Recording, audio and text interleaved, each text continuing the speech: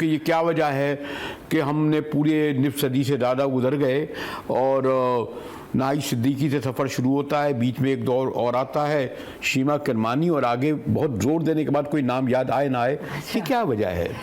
نہیں، مجاہد صاحب میں سمجھتی ہوں گفتگو ہونا ضروری ہے. اور سب سے پہلے تو یہ کہ سفر ناہید صدیقی کے ساتھ نہیں شروع ہوتا، سفر اس سے بہت پہلے شروع ہوتا ہے.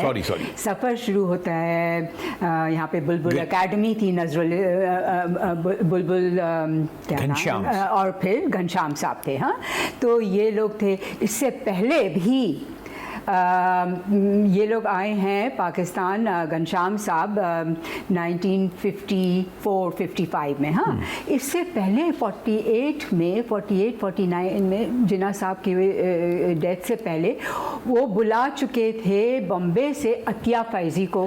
اور عطیہ فیضی کے شوہر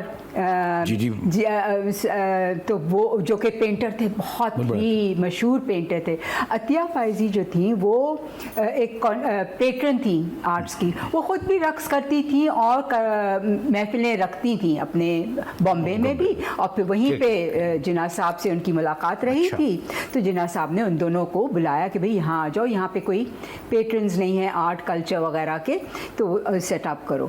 تو سب وہاں سے سفر شروع ہوتا ہے ڈانس کا پاکستان میں اس طرح سے. مطلب لیکن ایک اور بھی ہوا نا یہاں، سوری ٹو سے انٹرپٹ، کہ قائد اعظم ایک لبرل ماڈریٹ تھے، بدقسمتی سے ان کا جلدی انتقال ہو گیا.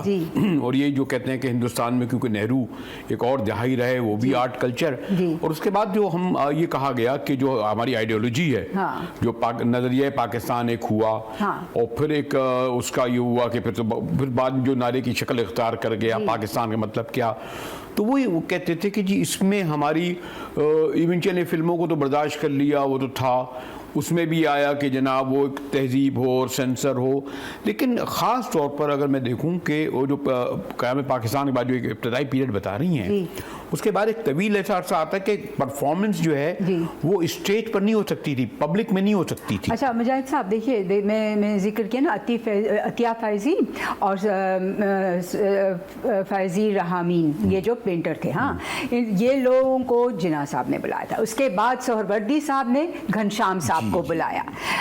اور جب ہم چھوٹے تھے اور گھنشام صاحب کے پرفارمنسز ہوتے تھے، اس وقت مہر نگار مسرور تھیں جنہوں نے PIA آرٹس اکیڈمی شروع کی تھی. ہاں، اس طرح سے کئی اور نام بھی تھے.